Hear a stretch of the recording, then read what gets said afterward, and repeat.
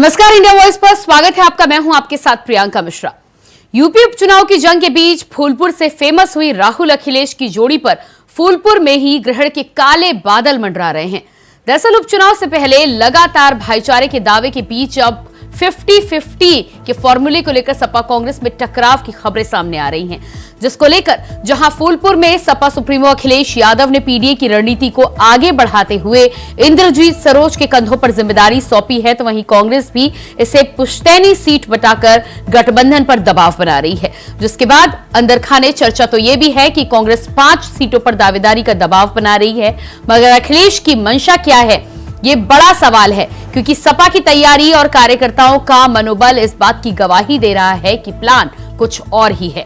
हालांकि गठबंधन के इतिहास में ये कहानी नई नहीं है। वहीं एक तरफ तो सपा कांग्रेस की तनातनी, लेकिन बीजेपी के लिए एक बार फिर से ये उपचुनाव साख का सवाल है और कई सीटों के साथ ही साथ फूलपुर सीट को लेकर भी लगातार सवाल खड़ा हुआ है। ऊपर से बसपा का पासी कार्ड। तो आज बात होगी उपचुनाव के दिलचस्प समीकरण की, लेकिन इससे पहले आपको दिखाते हैं एक रिपोर्ट। इसमें हमारी सरकार बनेगी और अगर 50 सीट बीजेपी पा जाएगी तो आप लिख लीजिए, हमारे पास आइए, हम नहीं छोड़ देंगे। 50 सीट 27 में नहीं पाएगी, सफाया हो जाएगा। यूपी में उपचुनाव से पहले भाईचारे का पर्याय बने इंडिया गठबंधन की गांठें अब खुलने का इंतजार कर रही है, क्योंकि अभी तक साथ साथ का दावा करने वाले सपा और कांग्रेस के उपचुनाव पर तालमेल फिट नहीं बैठ रही, जिसका कारण है 5-5 समीकरण, जिसको लेकर कांग्रेस लगातार दबाव की रणनीति पर काम कर रही है। मगर सपा इस बार लोकसभा की तरह कांग्रेस के दबाव पर भाव देती दिखाई नहीं दे रही। प्रयागराज की फूलपुर सीट की बात करें तो माना जा रहा है कि अंदर खाने दोनों ही पार्टी इस सीट पर अपना दावा कर रही है। आपको याद होगा कि फूलपुर की सीट पर राहुल अखिलेश के वाद संवाद के बाद यूपी के 2 लड़कों की जोड़ी फेमस हुई थी, जिसका कमाल यूपी लोकसभा में ऐसा दिखा कि बीजेपी को अपना बना बनाया किला तक छोड़ना पड़ गया और बीजेपी मात्र 33 सीटों पर सिमट कर रह गई। मगर दिलचस्प बात तो ये है कि उसी फूलपुर सीट से 2 लड़कों के बीच दरार की भी दस्तक सुनाई दे रही है, क्योंकि जिस फूलपुर सीट पर सपा मजबूती से दावा कर इंद्रजीत सरोज को फूलपुर की कमान सौंप चुकी है, उसी सीट के लिए कांग्रेस भी लगातार दबाव की रणनीति खेलकर एड़ी चोटी का जोर लगा रही है। हालांकि फूलपुर के अलावा सपा की बात करें तो खबर है कि गाजियाबाद की सीट कांग्रेस की झोली में डालने की तैयारी सपा सुप्रीमो पहले ही कर चुके हैं। मगर इस सीट के अलावा सपा कांग्रेस को अपने घर में आगे बढ़ने को लेकर लक्ष्मण रेखा भी खींच सकती है। तो वहीं कांग्रेस की बात करें तो कांग्रेस के पत्ते साफ हैं और लोकसभा की जीत से उत्साहित होने के बाद अब कांग्रेस 50-50 के फॉर्मूले के अलावा किसी और समझौते पर सहमत होती दिखाई नहीं दे रही है। तो कुल मिलाकर प्रयागराज मंडल की फूलपुर सीट के साथ ही जिस तरह से कांग्रेस में अपने चहेते है, समाजवादी पार्टी पीडीए इतना जबरदस्त पड़ रहा है, पड़ेगा कि 27 में हमारी सरकार बनेगी और अगर 50 सीट बीजेपी पा जाएगी तो आप लिख लीजिए, हमारे पास आइए, हम नहीं छोड़ देंगे। 50 सीट 27 में नहीं पाएगी, सफाया हो जाएगा। मैं कोई साधारण बात नहीं बोल रहा हूं, आपके सामने बोल रहा हूं। केएल शर्मा को कानपुर की सीसामऊ सीट की जिम्मेदारी दी, उससे साफ है कि कांग्रेस की मंशा आधी हिस्सेदारी की। मगर यूपी में इंडिया गठबंधन में अखिलेश का फैसला आखिर क्या होता है? क्या 2 लड़कों की जोड़ी का सामंजस्य दिखता है या फिर भाईचारे का दावा हवाई ही साबित होता है? ये तो आने वाला वक्त ही बताएगा। Bureau report, India voice. तो यूपी उपचुनाव से पहले जिस तरह से सपा और कांग्रेस के बीच अंदरखानी टकराव की खबरें सामने आ रही हैं, कांग्रेस 50-50 के फॉर्मूले की मांग करती हुई दिखाई दे रही है। अब देखना ये होगा कि सपा सुप्रीमो अखिलेश यादव इस पर आखिरी क्या फैसला सुनाते हैं। क्या लोकसभा में सीट शेयरिंग के फॉर्मूले के साथ ही साथ एक बार फिर उपचुनाव में ये फॉर्मूला सेट होता है या नहीं, आज इसी पर हम करेंगे बातचीत। हमारे साथ बीजेपी प्रवक्ता प्रदीप सिंह बैस जी जुड़ चुके हैं, बहुत स्वागत है आपका। इसके अलावा कांग्रेस से प्रवक्ता हमारे साथ डॉक्टर एच.एन. उपाध्याय जी जुड़ चुके हैं, आपका भी बहुत स्वागत है। और सपा प्रवक्ता पूजा मिश्रा जी हमारे साथ हैं, आपका भी बहुत बहुत स्वागत है।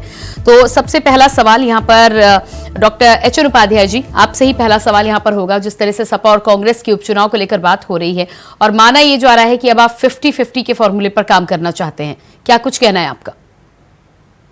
प्रियंका जी, देखिए, हर पार्टी को अपने कार्यकर्ताओं का सम्मान करते हुए अपनी बात रखने का हक है। चाहे समाजवादी पार्टी हो चाहे कांग्रेस पार्टी हो, हम दोनों का गठबंधन अटूट है। इससे जो है ये भारतीय जनता पार्टी पूरी तरह से घबराई हुई है। उपचुनाव में हमारा 10 का 10 सीट जीतने का लक्ष्य है।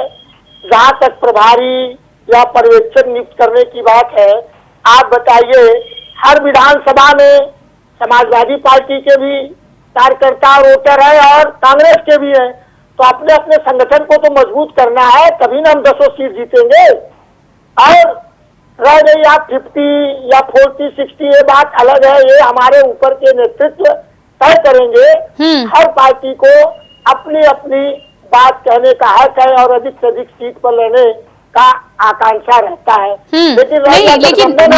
लेकिन डॉक्टर एच.एन. उपाध्याय जी, आप तो अभी तक भाईचारे की यहाँ पर बात करते थे, साथ साथ दिल्ली से लेकर यूपी और अलग अलग जगहों पर आप नजर आते हैं, तो फिर ऐसी क्या मजबूरी है कि आप अपने 10 पर्यवेक्षक अलग नियुक्त कर रहे हैं, सपा के प्रभारी अलग नियुक्त किए जा रहे हैं, सीट शेयरिंग पर बातचीत अभी नहीं हो पाई है, ये तो खैर कोई बड़ी बात नहीं है, लेकिन क्या इस बात की शुरुआत भी नहीं हुई है कि कौन सी सीट किसके खाते में जाएंगे और कहाँ किसको तैयारी करनी है? प्रियंका जी, वो सब हो जाएगा।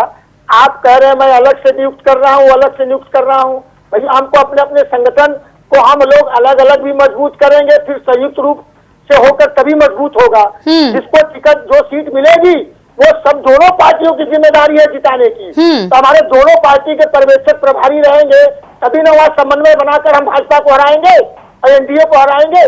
बस एक ही पार्टी के अगर रहेंगे तो अपनी पार्टी के संगठन को देखेगा आदमी। तो सीट जीतने के लिए दोनों पार्टियों के प्रभारी और पर्यवेक्षकों की जरूरत पड़ती है, जिसको हमारे उच्च नेतृत्व तय करेगी। चलिए, पूजा मिश्रा जी हमारे साथ सपा प्रवक्ता बनी हुई है, उनसे भी जान लेते हैं कि आप जो 10 सीटों पर पर्यवेक्षक नियुक्त कर चुके हैं उस पर पूजा मिश्रा जी का क्या कुछ कहना है? पूजा मिश्रा जी, क्या कुछ कहना है? एक तो 10 सीटों पर पर्यवेक्षक नियुक्त किए गए हैं, दूसरा 5-5 सीटों की अब मांग आ रही है, 50-50 के फॉर्मूले पर काम करना चाहते हैं, क्या कहना है इस पर आपका? प्रियंका जी, आपको नमस्कार। मुझे लगता है कि मीडिया वालों को वाया मीडिया तो आती नहीं है मांग, और मीडिया वाले पहले बोलने लग जाते हैं 5 मांग रहे हैं कि 6 मांग रहे हैं। पहले ये तो शीर्ष नेतृत्व डिसाइड करेगा कि प्रियंका जी की सीटें कहाँ पे कितनी किसको दी जाएंगी। ऐसी बातें जो है पहले भी भारतीय जनता पार्टी नैरेटिव बिठा रही थी 2024 के चुनाव में भी कि हाँ इनका गठबंधन है, अब इनके बीच में सीटों को लेकर के मारामारी हो रही है, ऐसा कुछ नहीं है प्रियंका जी।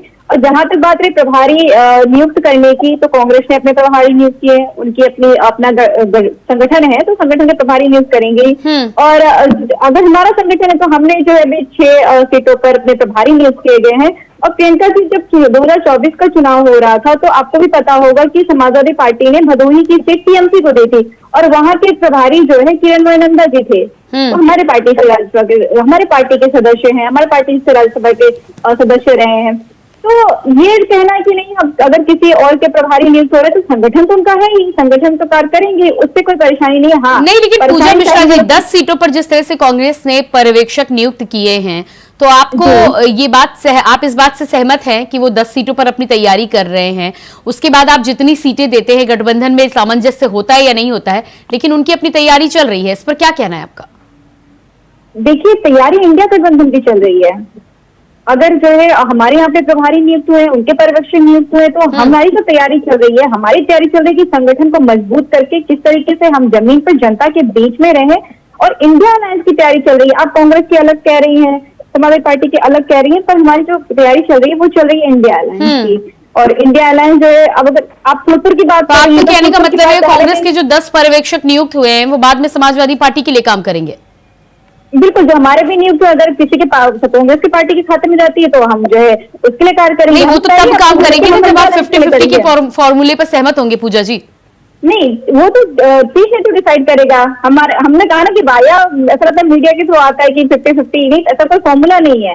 हमारा जो शीर्ष नेतृत्व बैठ के डिस्कशन करेंगे, जनता के मुद्दों को देखते हुए, जनता की डिमांड को देखते हुए, कहाँ पे किसको कितनी सीटें मिलनी चाहिए, किसके खाते में जाएगी, वो शीर्ष नेतृत्व डिसाइड कर लेंगे। एक जानी है, एक भी नहीं जानी है, या फिर 5 लड़ेंगे, या हो सकता है कि जो कांग्रेस ही 6 लड़ जाए, हम 4 लड़े, हो सकता है कि हम 6 लड़ जाए, कांग्रेस 4 लड़े, या हो सकता है कांग्रेस एक भी लड़े। अच्छा, तो आप 60-40 का फॉर्मूला भी बता रही है। ठीक है, मैं आपके पास आती हूँ।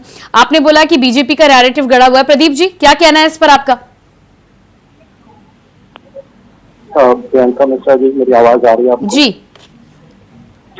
प्रियंका मिश्रा जी बचपन से लेकर आज तक, कॉलेज के समय में, स्कूल के समय में, उसके बाद नौकरी खोजने के समय में और अब तक संघर्ष में, आपने न जाने कितनी आग लगी देखी होगी और उन आगों से निकलते हुए धुएं भी देखे होंगे। तो ये जो धुआं निकल रहा है ना, ये उसी प्रकार का माहौल बना रहा है जैसे पंजाब में इंडी गठबंधन में आम आदमी पार्टी थी और कांग्रेस थी। दिल्ली में तो ये लोग साथ साथ लड़े, लेकिन पंजाब में जाकर के ये विरोधी हो गए एक दूसरे के। तो ये जो उत्तर प्रदेश में अभी जो बातें चल रही है ना, इससे आज तक ब्रह्मांड में जब से मैंने होश संभाला तब से अब तक मुझे ये नहीं पता लगा कि बिना आग के भी धुआं निकल रहा है। नहीं, लेकिन पूजा मिश्रा जी कह रही है कि ये गढ़ा हुआ नैरेटिव आपका है, बीजेपी का है। अरे आप ये प्रियंका मिश्रा जी की क्या नैरेटिव गढ़े जाने से ही जो है सारी चीजें हो जाती हैं। हम इतने हो गए कि हम मीडिया को डिक्टेट देने लगे, और उसमें भी अगर मान लीजिए हम उस काबिल हो भी गए तो क्या सभी बंधु जो मीडिया में काम कर रहे हैं वो हमारे कहे को मानेंगे? ऐसा तो संभव है नहीं। ये लोकतांत्रिक व्यवस्था है, कोई स्वीकार करता है, कोई नहीं करता, और कोई क्यों स्वीकार करेगा? भाई मीडिया का काम है जो सत्य है उसको दिखाना।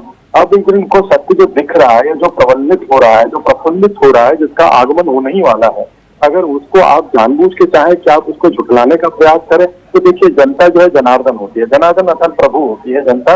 उसने जो उत्तर हमें दिया वही उसी प्रकार का उत्तर इन्हें भी देगी। जो भ्रम फैला करके, जो दूसरों की मति भ्रमित करके, क्षणिक लालच दे करके जो कार्य हुआ, देखिए वो कहते हैं नाई नाई कितने बाल हुजूर सामने ही आएगा। तो बस तो देखिए शुरुआत हो चुकी है, अभी ट्रेलर शुरू हुआ है। पूजा जी कहाँ शुरू हुआ जवाब।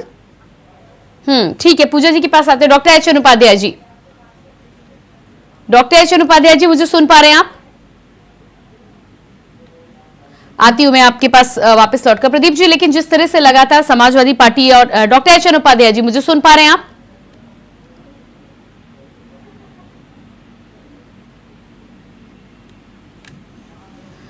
ठीक है, पूजा जी आपके पास आते हैं। प्रदीप जी, जिस तरह से कह रहे हैं कि आने वाले समय में पंजाब की जो झलकी है वो यूपी में भी दिखाई देने वाली है,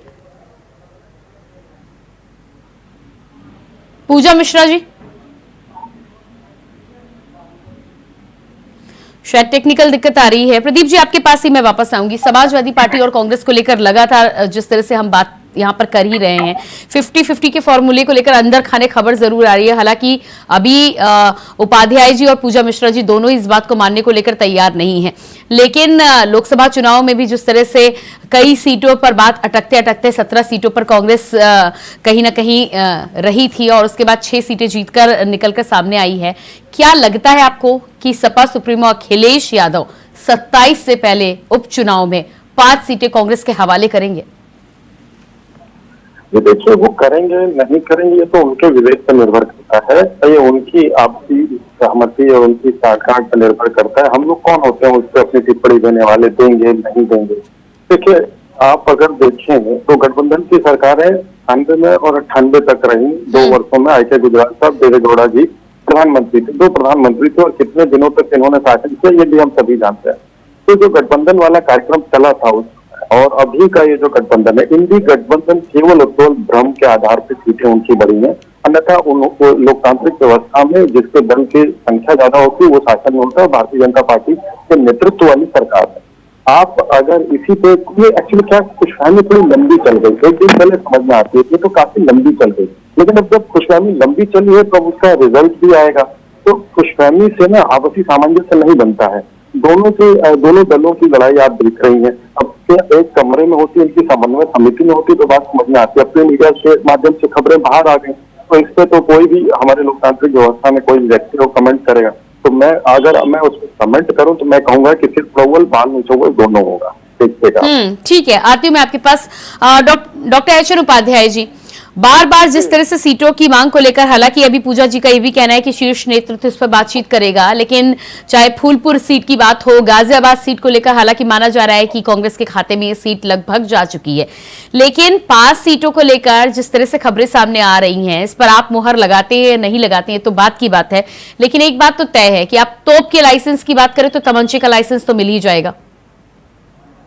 ऐसा है प्रियंका जी, आदरणीय राहुल गांधी जी के मेहनत, भारत जोड़ो यात्रा, जातिगत जनगणना की मांग और जिस तरह से संसद से सड़क तक उन्होंने दलितों, पिछड़ों, गरीबों की आवाज उठाई है और आदरणीय अखिलेश यादव जी ने उनका पूरी तरह से कंधा मिलाकर साथ दिया है। ये गठबंधन अटूट है। आपके अनुसार आप लोग जो कहते हैं, इन दोनों लड़कों की जोड़ी उत्तर प्रदेश में अब जम चुकी है और इनको भारतीय जनता पार्टी और एनडीए को उखाड़ फेंकेगी। अब आप चाहे चुनाव हो, चाहे 2027 का विधानसभा का चुनाव हो, ठीक है, हम लोग गठबंधन है, घटक दल है, तो सीटों की मांग को लेकर ये तो बातचीत होती रहती है। यार मीडिया उसमें हम सुन रहे हैं। नहीं, यानी कि आप ये मान रहे हैं कि शुरुआत आपने की है, लेकिन गठबंधन आप बचाए रखेंगे, फिर चाहे सीटें आपको कम करनी पड़े। देखिए, गठबंधन बचा भी रहेगा। आप लोगों को या भारतीय जनता पार्टी के जो लोग हैं उनका मुराद कभी नहीं पूरा होगा और सीट बचना न बचना और शीर्ष नेतृत्व तय करेगा, जिसकी जहां पर जो हम लोगों की जिम्मेदारी है। प्रदीप जी जवाब दीजिएगा। उपाध्याय जी कह रहे आपका सपना नहीं पूरा होगा। अरे हम अपने सपने अपने कर्मों से पूरे करेंगे। ये कौन होते हैं हमारे सपनों की रोक या भविष्यवाणी करने वाले? ये लोकतांत्रिक व्यवस्था है और जनता जानती है ये सपने कैसे पूरे होते हैं। आप बताइए, अगर उत्तर प्रदेश एक स्वतंत्र देश होता तो छठा सबसे बड़ा देश होता, और 7 वर्षों से योगी जी के नेतृत्व में चल रही है। बहुत सी बातें होती हैं, बहुत सी बातें चलती है, लेकिन आप बताइए क्या कितने झगड़े हो गए, कितने दंगे हो गए, तो जनता ये देख रही है।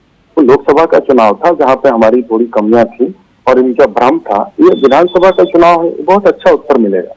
समाजवादी पार्टी जिस भ्रम में जी रही वो भ्रम टूटेगा और भयंकर तरीके से टूटेगा। अयोध्या में आज आप शायद पता नहीं आपका प्लेटफॉर्म था या कोई और चैनल था, वहां में पढ़ा अयोध्या में जब से सांसद जी आए हैं तब से लाइटें चोरी हो रही। नहीं तो आप क्या दावा कर रहे हैं कि अयोध्या मिल्कीपुर एक बार फिर से अपने खाते में लेंगे आप? दावा, हमें भरोसा है।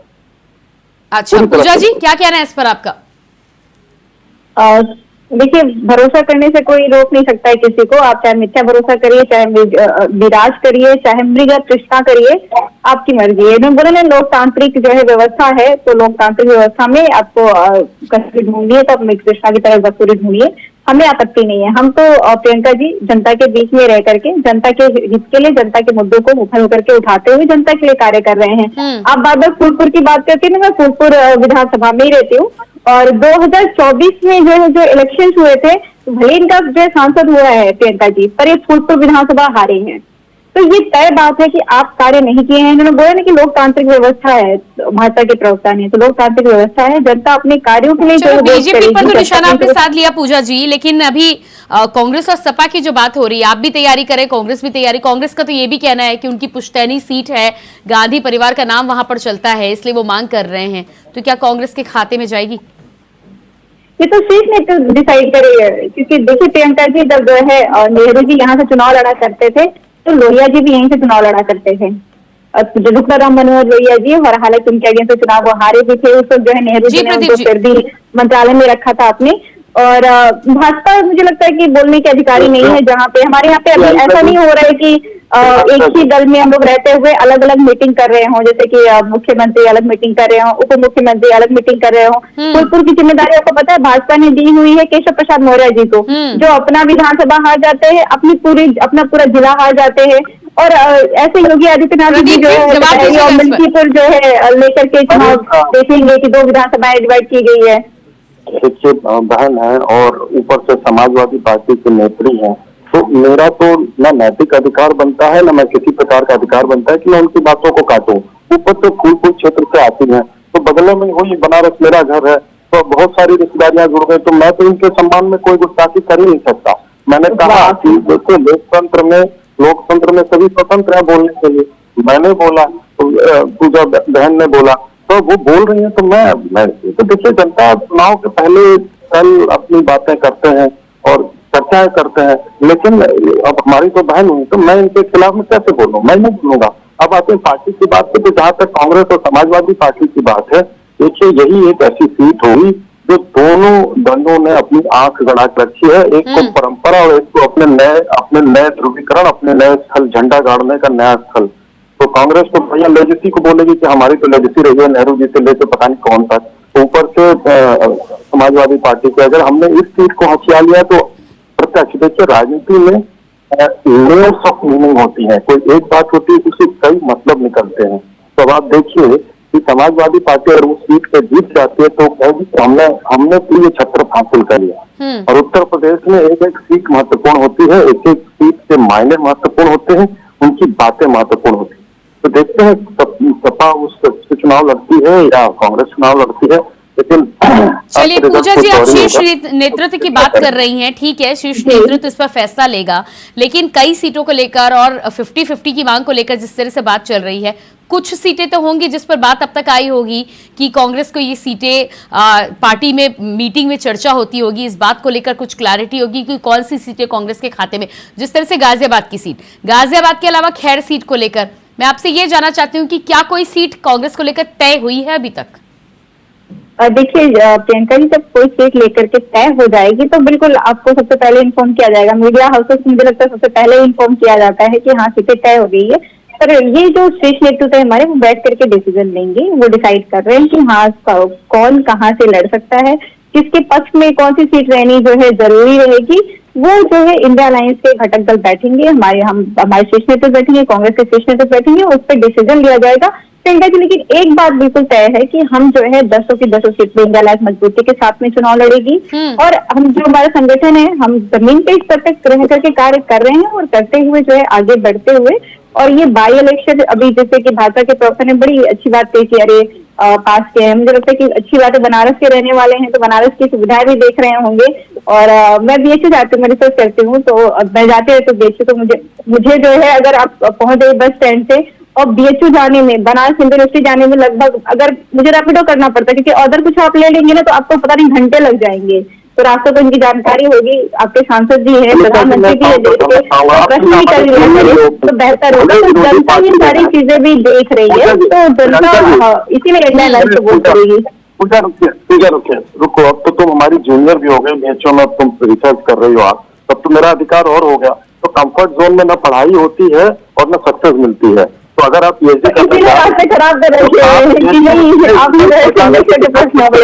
बीएचयू जाने की शिकायत मत करिए। मैं आपसे 20 साल सीनियर हूँ, मैं 2001 में स्नातक होकर निकल गया था, और अगर मैं पीएचडी करता तो शायद मैं और कम हो जाता, 16 साल या 5 साल में पीएचडी कंप्लीट हो जाती, तो मान के चलिए 15 साल सीनियर होता।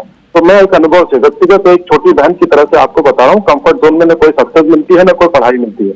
तो आप स्टेशन उतर के अगर बीएचयू जा रही हैं तो आप इसकी शिकायत ना करें, कोई और शिकायत ढूंढ लें।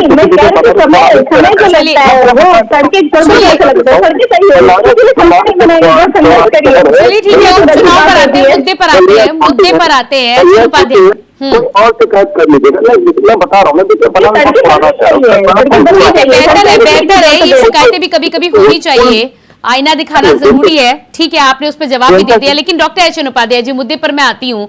सीटों की हम बात कर रहे हैं, हालांकि पत्ते आप दोनों ही खोलने को तैयार नहीं हैं, लेकिन एच एन उपाध्याय जी, कुछ तो मंशा होगी कि किस किस सीट पर आपको अपनी दावेदारी चाहिए और किन सीटों के साथ आप उपचुनाव की जीत देख पा रहे हैं, भले ही आप इंडिया गठबंधन के खाते की बात करें। Doctor H N Upadhyay ji, मेरी आवाज पहुंच रही है? कांग्रेस की चिट्ठी पिट्टे गुम है प्रियंका जी, कोई आवाज नहीं निकलेगी। जी doctor H N Upadhyay ji, सुन पा रहे हैं आप मुझे? शायद संपर्क होने में दिक्कत हो रही है। पूजा मिश्रा जी, सवाल मैं यहाँ पर doctor H N Upadhyay ji से करना चाह रही थी, क्योंकि आपने तो अपनी मंशा बता दी कि शीर्ष नेतृत्व इस पर फैसला करेगा, लेकिन बार बार ये जो बातें निकलकर सामने आ रही है कि कहीं गाजियाबाद की मांग की जा रही है, कहीं खैर की मांग की जा रही है, प्रयागराज मंडल की दोनों सीटों की मांग की जा रही है, और एक बात बिल्कुल साफ है कि लोकसभा में जिस तरह से कांग्रेस की स्थिति थी और उसके बाद 6 सीटें जीतने के साथ, भले ही इंडिया गठबंधन में आपके साथ के सहारे कांग्रेस सीटें जीती हो, लेकिन इस समय जिस तरह से 99 पर आई है, लोकसभा में जिस तरह से जीत मिली है, कांग्रेस का भी जोश हाई है। देखिए प्रियंका जी, इंडिया अलायंस का जोश हाई है, क्योंकि जनता हमारे साथ में है। और आपने कहा कि कांग्रेस जैसे 5 सीटों पर डिमांड कर रही है, तो हर संगठन की अपनी इच्छाएं होती हैं। जो कांग्रेस का उत्तर प्रदेश का संगठन है, वहाँ उस संगठन ने 5 सीटों पर अपनी रिव्यू दे करके शीर्ष नेतृत्व को भेज दिया, आपने कांग्रेस को भेज दिया हुआ, बस कांग्रेस शीर्ष नेतृत्व को भेज दिया हुआ। ये तो उत्तर प्रदेश का संगठन की अपनी डिमांड होती है, अपनी इच्छा होती है कि हर कार्यकर्ता चाहता है कि उसको जो है संगठन की डिमांड है या फिर 27 की मजबूरी भी, क्योंकि आपके सामने 27 और 29 दोनों खड़े हैं, हालांकि कांग्रेस के लिए अभी 29 दूर है। देखिए हमारे लिए ना तो कोई हमारे लिए मजबूरी नहीं है। अगर जो है प्रियंका जी देखा जाए तो ना तो हमारे मजबूरी का गठबंधन रहा, मुद्दों का गठबंधन रहा, और मुद्दे जब तक हमारे सेम रहेंगे, देश हित में रहेंगे, तब तक हमारा ये गठबंधन रहेगा। हमने शुरू से कहा है कि हमें किसी भी दल से कोई आपत्ति नहीं है प्रियंका जी, अगर आप हमारे मुद्दों पे लड़ना चाहते हैं। देखिए विचारधारा अलग होती है, यही तो बहुत बड़ी बात है ना पूजा मिश्रा जी की गठबंधन तो लोकसभा में बीजेपी को हराने को लेकर था, और यही वजह है कि दिल्ली में झलकी दिखनी शुरू हो गई है। नहीं, आप देखिए प्रियंका जी, हमारे मुद्दों को लेकर के गठबंधन था।